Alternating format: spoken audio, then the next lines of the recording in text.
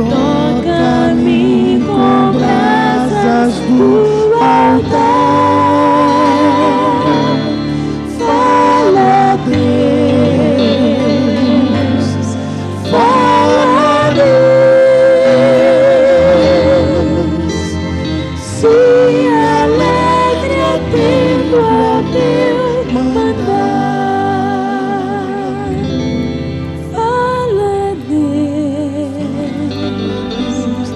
Fala, Deus. Fala, Deus. Toca-me com brasas do altar. Fala, Deus. Fala, Deus. Sim, alegre atendo ao teu mandar. Senhor, venha vivificar a Tua palavra aos nossos corações nessa manhã. Basta a Tua palavra, Senhor. Os montes são removidos. Basta a Tua palavra, Senhor, que todas as feridas são cicatrizadas. Basta a Tua palavra, Senhor, que o morto se coloque em pé. Basta a Tua palavra, que a culpa, perdão.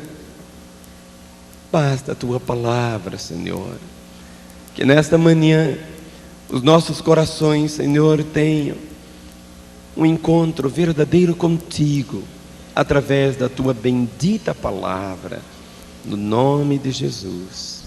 Amém. Vamos assentar.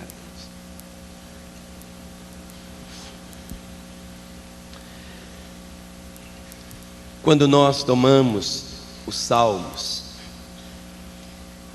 e se existe um livro da Bíblia, que é um livro de coração aberto, é o livro dos Salmos. Nele nós temos orações, cânticos, temos lágrimas, temos angústias, temos gemidos, temos respostas e assumimos vitórias também.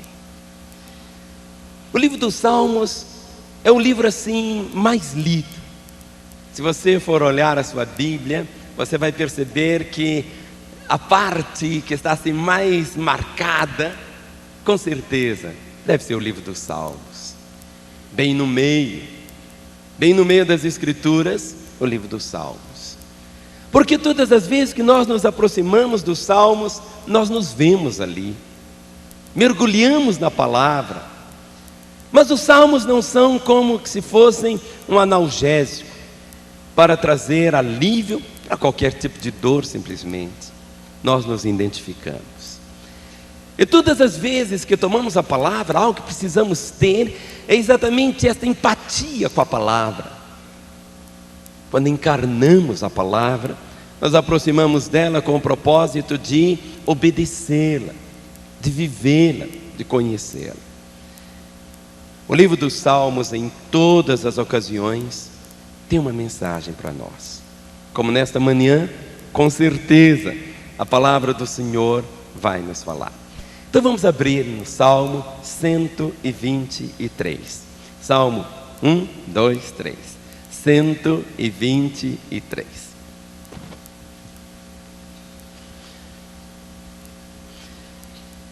Nesses últimos dias, nós como igreja temos experimentado muito o sentido de ser família. Igreja é família. Igreja não é um amontoado de gente que se reúne sem nenhuma interação, sem relacionamento.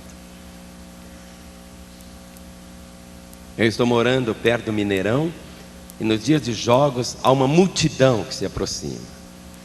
As pessoas ficam ali durante algumas horas, gritam muito, mas quando termina o jogo, cada uma vai para o seu lugar, cada uma tem os seus problemas, a sua própria vida, termina. Mas a igreja não. Nós não estamos aqui reunidos, assentados, e quando a reunião termina, termina. Absolutamente que não.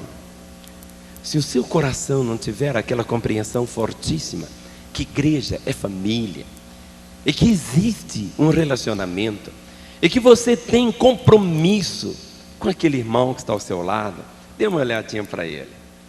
Será que você sabe o nome de quem está ao seu lado? Se não sabe, não perca a oportunidade de perguntar agora, porque é tão importante isso, que você saiba pelo menos o nome do irmão que está ao seu lado, e muito mais do que isso, que haja realmente aquela vontade, aquela decisão de viver como família. E você pode andar por esse mundo todo, pode chegar em qualquer parte do mundo, e quando você encontra um irmão, quando você olha para ele, bate alguma coisa lá dentro dizendo: ele é meu irmão. É tão diferente quando você encontra alguém e diz: é meu irmão, família, povo, é gente de Deus, comprado pelo mesmo sangue, pelo mesmo preço. Eu me identifico. E nós nos identificamos nas vitórias, nas alegrias, e muitas vezes nos identificamos tanto nas lágrimas também. Nessa semana, nossa família teve uma experiência que demonstra tão bem isso. Não conhecíamos uma parte da família do Senhor, era apenas uma família: o pai, a mãe e os 3 filhos. Era um pastor. Esse pastor havia saído de Brasília para participar de um casamento lá no Espírito Santo. E na voltando, ali perto de Três Marias, houve um acidente. E ele faleceu, a filhinha de 9 anos faleceu, o filhinho de 4 aninhos faleceu, e sobrou apenas a mãe e uma menininha de 5 anos. Vieram aqui para Belo Horizonte. Aqui faltava a família. Estavam no hospital, e logo depois que saíram do hospital, ficaram conosco lá em nossa casa. Eu estava vendo ali a menininha Stephanie. Nunca tinha visto antes, mas a graça do Senhor. E vendo todo aquele momento, aquela situação, muitas vezes tantas perguntas chegam, tantos porquês batem. Aquele moço, um engenheiro do Banco do Brasil, havia sido consagrado ao ministério pastoral como pastor apenas há poucos dias, não tinha um mês que ele era pastor, casado há 10 anos, e aquele momento, a vida, igual falamos naquele primeiro dia que pregamos aqui sobre a morte, vale a pena vivê-la, e vivê-la intensamente cada dia. Quantas vezes as pessoas guardam algumas coisas para fazerem no amanhã ou depois, sendo que pode acontecer que esse amanhã não chegue. Muitas vezes aquele abraço que você precisa dar, fala nisso, não demos um abraço, vamos ficar em pé e vamos dar. Eu gosto que os irmãos deem um abraço, porque é tão importante sentir alguém. Dê um abraço no seu irmão. Quem sabe você nem abraçou sua mulher hoje, não é verdade? Dê um abraço, sabe? Abençoe, em nome do Senhor. Abençoe mesmo, em nome de Jesus. Faça. Não é que vamos ter qualquer sentimento mórbido da vida, ao contrário, ela tem um colorido, e vamos começar a perceber esta realidade. Vamos assentar, irmãos. Antes do culto, a Renata levou a Cida e a Stephanie lá no aeroporto, já deve estar chegando agora no Espírito Santo, e antes de ir oramos, para que realmente o Espírito do Senhor, Ele que é o Consolador, não apenas Ele tem o consolo, Ele é o Consolador, possa envolver o coração, trazendo graça, trazendo alento, trazendo vida. No Salmo 123, nós lemos assim: a ti que habitas nos céus, eleva os olhos. Como os olhos dos servos estão fitos nas mãos dos seus senhores, e os olhos da serva na mão de sua senhora, assim os nossos olhos estão fitos no Senhor, nosso Deus, até que se compadeça de nós. Tem misericórdia de nós, Senhor, tem misericórdia, pois estamos sobremodos fartos de desprezo. A nossa alma está saturada do escárnio dos que estão à sua vontade e do desprezo dos soberbos. Eu creio que não há um sentimento mais horroroso que incomoda a alma humana do que o sentimento de desprezo. Desprezo, vamos falar juntos? Desprezo. O desprezo é diferente da rejeição. Muitas vezes a pessoa é rejeitada por alguma coisa que ela faz, mas o desprezo é por aquilo que ela é. Em muitos casamentos, a porta do desprezo chega. Quantas vezes, naquele ar tão frio do esposo ou da esposa, quando os dois apenas trocam um oi, a presença do outro incomoda, o desprezo parece que vai tomando uma capa tão difícil. Não é a rejeição. A rejeição é porque a mulher queima comida, não lava a roupa direita, faz alguma coisa. Muitas vezes até a agressão é quase uma expressão de amor. Nem sempre, mas o desprezo é algo frio. E no texto que nós lemos aqui, nos fala exatamente dessa expressão, deste sentimento, desprezo. Mas é um salmo que 4 vezes nós encontramos a palavra orgulho. 4 vezes. A ti que habitas nos céus, elevo os olhos. Como os olhos dos servos estão fitos nas mãos dos seus senhores, e os olhos da serva nas mãos de sua senhora, assim os nossos olhos estão fitos no Senhor nosso Deus, até que se compadeça de nós. Essa expressão, os nossos olhos estão fitos, é aquele olhar fixo, congelado. Parece que vai como que dentro de um crescente, em que a pessoa começa a ver, mas os olhos não mudam. A pessoa fixa e continua olhando de modo fixo. Exatamente em cima dessa situação, desprezo. Desprezo. E aqui nós encontramos a solidão, o escárnio e o desprezo. Se nós começássemos a ler o salmo de trás para frente, o verso 4 diz: a nossa alma está saturada do escárnio dos que estão à sua vontade e do desprezo dos soberbos. A fonte do desprezo está aqui, aquele dos que estão à sua vontade. Aquele que vive fazendo só a sua vontade é o egoísta. Aquele que a vontade dele é que vai prevalecer. Aquele que tem que ser cumprido tudo à risca, a sua vontade, ele é a fonte do desprezo. E o soberbo? Soberbo é aquele encharcado de vaidade. Soberbo é aquele que olha os outros por cima. Soberbo é aquele que acha que ele é o melhor. Soberbo é aquele que acha que ele que é o bom, ele que é o certo.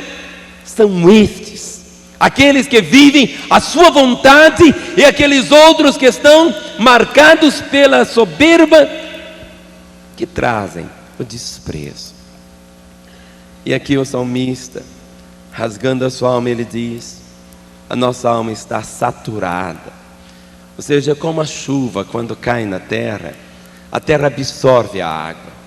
Mas quando há muita chuva, a terra fica tão encharcada, a terra fica tão saturada, que ela não consegue mais absorver. Tudo tem um limite, as pessoas têm um limite, a esposa tem um limite, o marido tem um limite, todos nós temos um limite. E aqui o salmista diz: bem, chegou o ponto limite. Ele diz: a nossa alma está saturada de escárnio, encheu, não cabe mais, tem uma gotinha. Mas o importante, irmãos, nesta manhã, não é apenas falar sobre o escárnio, sobre o desprezo, mas como enfrentar. Nesta manhã, quando nós vamos celebrar a ceia do Senhor, o que Deus quer nos falar sobre isso? Jesus, quando nós olhamos para o Senhor, ninguém tinha um coração tão cheio de amor como o do Senhor Jesus.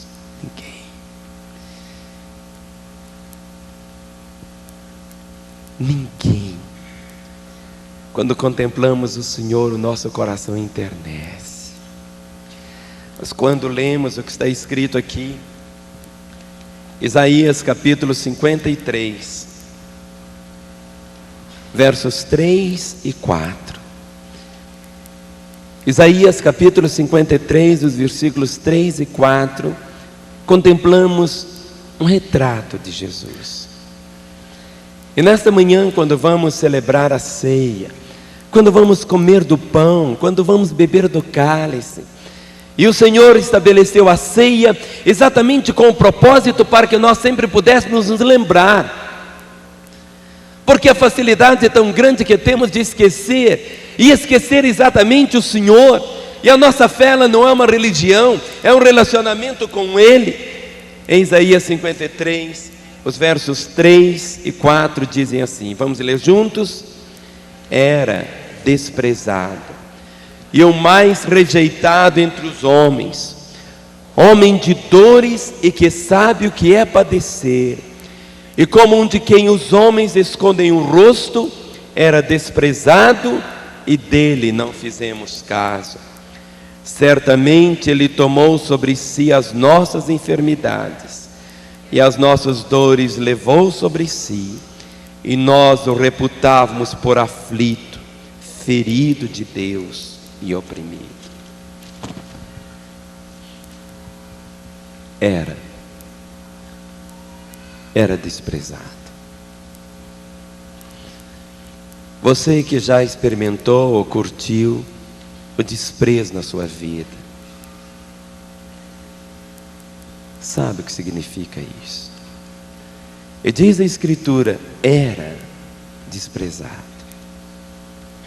e o mais rejeitado entre os homens, homem de dores e que sabe o que é padecer, e como um de quem os homens escondem o rosto, era desprezado e não fizemos dele caso.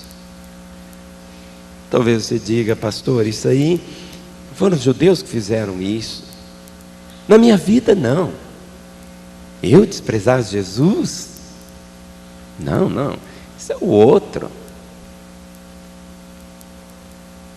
Todas as vezes, quando trocamos Jesus, ou Jesus Cristo é tudo em nossa vida, ou Ele é o primeiro, ou Ele não é.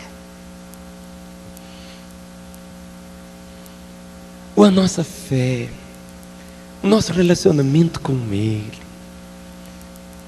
é tudo. Era desprezado e o mais rejeitado entre os homens.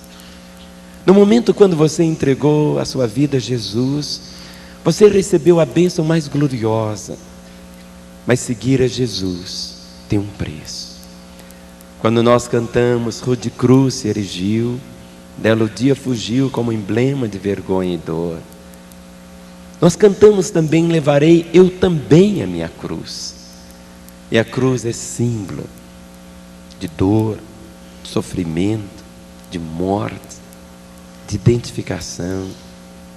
Jesus disse: ninguém pode servir a dois senhores, ou vai amar a um e desprezar o outro. todas as vezes que o mundo, com todo o seu clamor, todo o seu neon, atrai, marca a sua vida, você vai perdendo a beleza do que significa a própria fé em Jesus. Era desprezado e o mais rejeitado entre os homens, homem de dores e que sabe o que é padecer, e como um de quem os homens escondem o rosto, era desprezado, e não fizemos dele caso algum. Quando você começa a fazer um paralelo da sua própria vida com a do Senhor, você começa a perceber o desprezo que ele experimentou. Mas diz a Escritura, certamente ele tomou sobre si as nossas enfermidades e as nossas dores. Há uma diferença entre enfermidade e dor. Enfermidade é essa que um médico pode trazer um remédio, uma operação, uma cura divina. Mas a dor não é apenas só a dor física causada por uma enfermidade.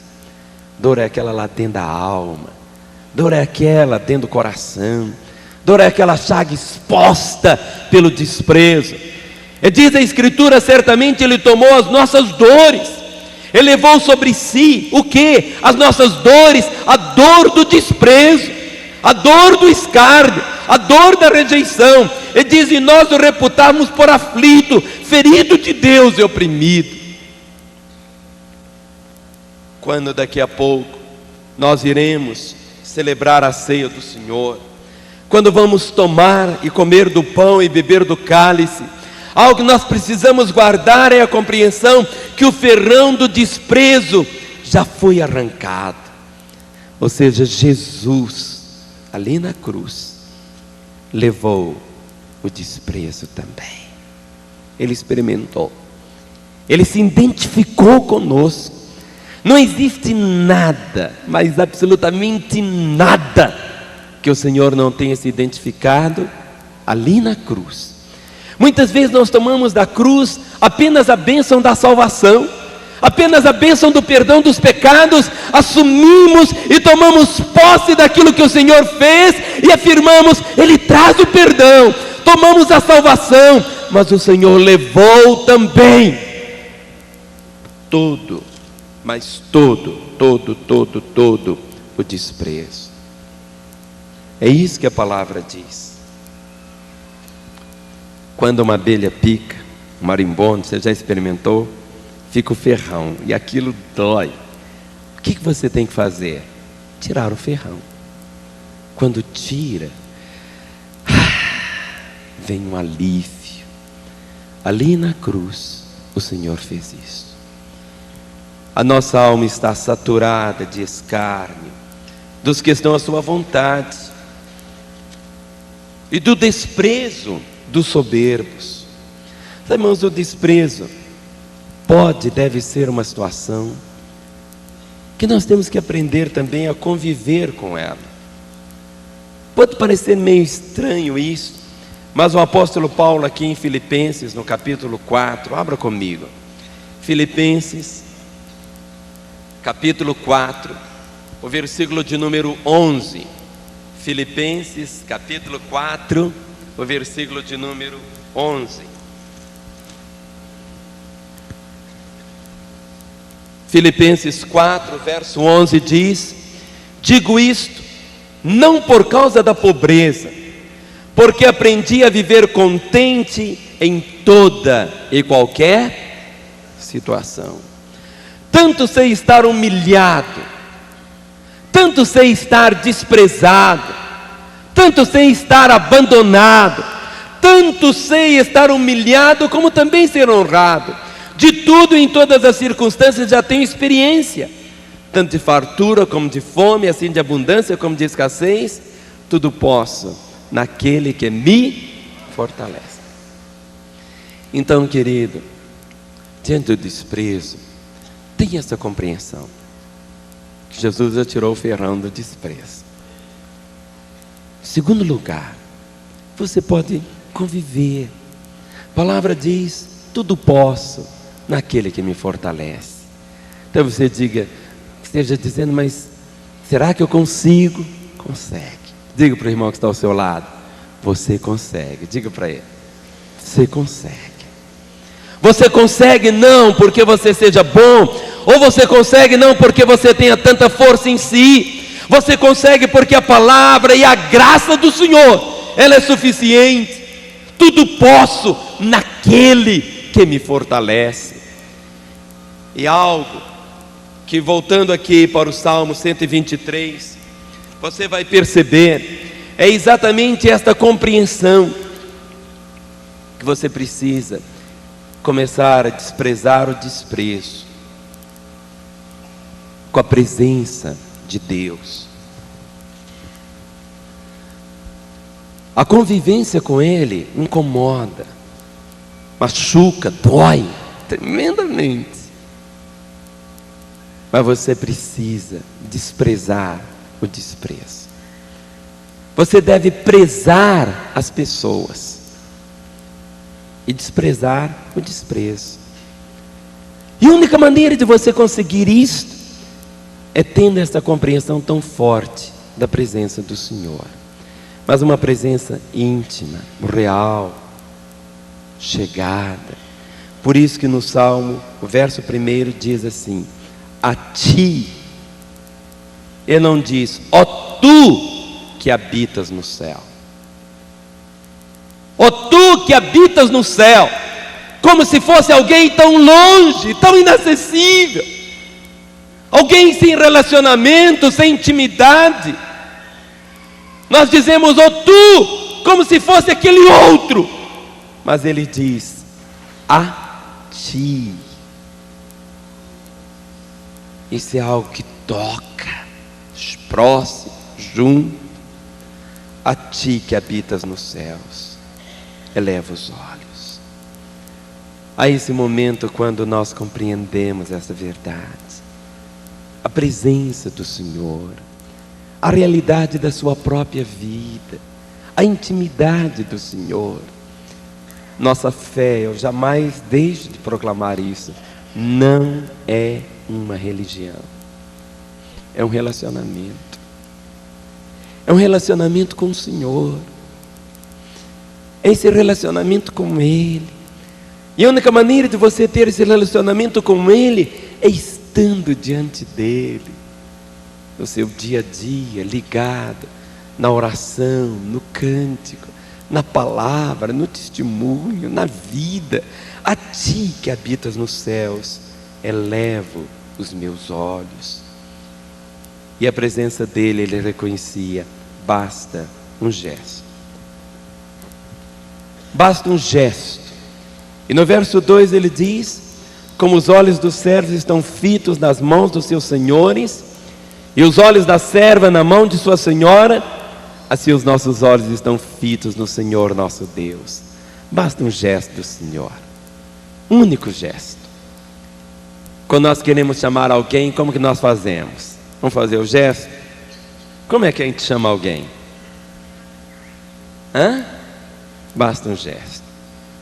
Lembra lá do Império Romano, quando queriam matar alguém na arena? Como que eles faziam? Era um gesto, como que é? Polegar para baixo. Se fosse para viver, como que era o gesto? Para cima. Basta um gesto. E ele estava mostrando exatamente isso, como os olhos dos servos estão fitos nas mãos dos seus senhores, e os olhos da serva na mão da sua senhora, assim os nossos olhos estão fitos no Senhor, nosso Deus. Eu quero ver o gesto de Deus, eu quero ver o gesto do Senhor. Aí você diz, mas pastor, como que eu posso ver o gesto de Deus? Deus não tem um outro gesto a não ser este. O gesto de Deus, Jesus. Toda a resposta de Deus é Jesus. Quando daqui a pouco você vai comer o pão e vai beber o cálice, este é o gesto de Deus. E nesse gesto, tudo que Ele diz a você e a mim, é que Ele continua nos amando. Ele continua sendo misericordioso. Ele continua sendo fiel. Ele continua tendo bons pensamentos a nosso respeito. Ele continua.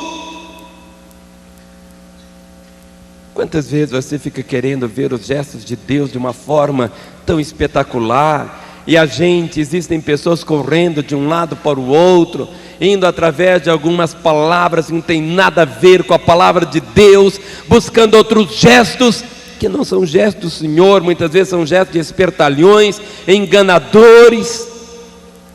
O gesto de Deus, João 3,16, vamos dizer: porque Deus amou o mundo de tal maneira, que deu seu Filho unigênito, para que todo aquele que nele crê, não pereça, mas tenha vida eterna. Deus nos amou. Este é o gesto do Senhor.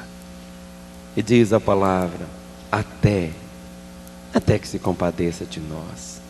Mas você diz: mas eu tenho que esperar. Muitas vezes é eu que tenho até, porque o Senhor Deus sempre está pronto. E se nós abrirmos a Bíblia no livro de Lamentações, no capítulo 3, Lamentações de Jeremias, capítulo 3, o verso de número 30.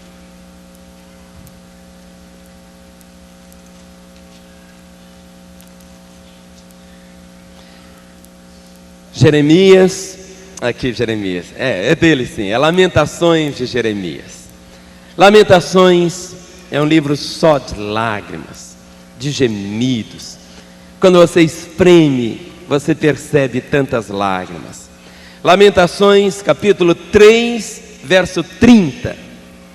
Vamos ler juntos? Lamentações 3:30 diz: dê a face ao que o fere, farte-se de afronta. Ou seja, há um momento que você tem que ficar empaturrado, comer a afronta. Farte-se de afronta. Ao invés da afronta de comer, do desprezo de comer, coma desprezo, coma afronta. É isso que está falando aqui. Como? Inverta. Que a situação seja totalmente, mas totalmente mudada mesmo. O gesto de Deus já foi revelado. Então tudo que temos que fazer é tomar posse daquilo que o Senhor, pela sua graça e misericórdia, já tem nos dado. Não precisamos dizer como no verso 3 apenas: tem misericórdia de nós, Senhor, tem misericórdia, pois estamos sobremodos fartos de desprezo. Já estamos fartos de desprezo. A nossa alma está saturada dos escárnios que estão à sua vontade e do desprezo dos soberbos. Nesta manhã, todo o desejo do coração de Deus continua sendo um só: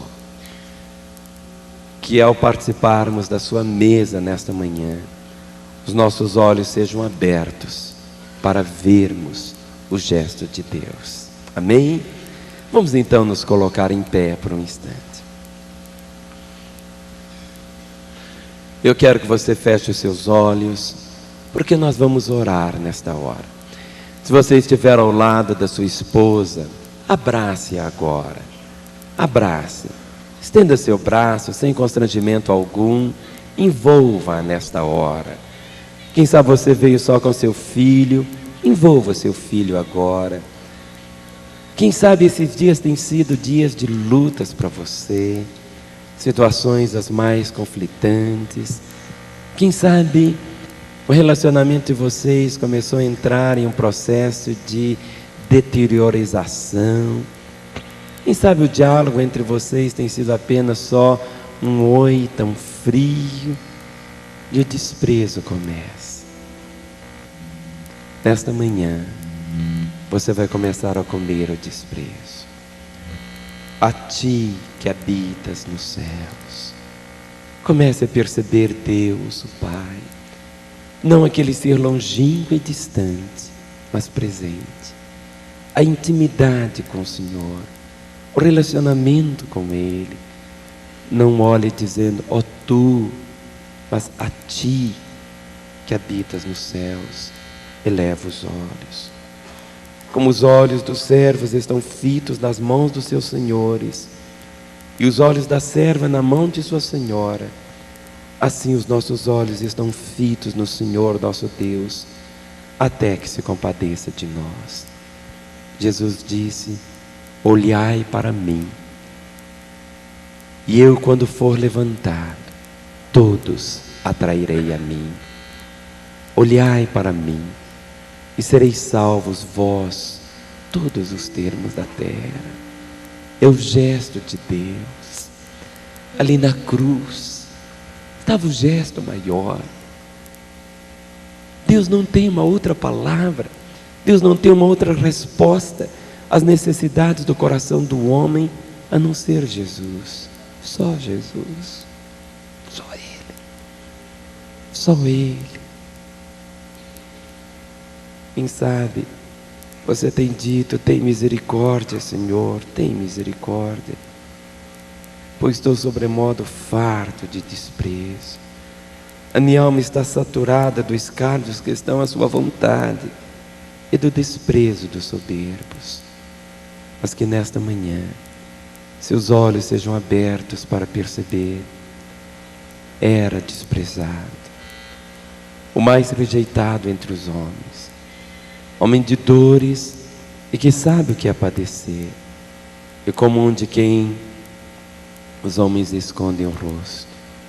Não fizemos dele caso algum, mas que nesta manhã você possa dizer: Senhor, eu faço caso do Senhor. Senhor, eu te quero e eu te amo.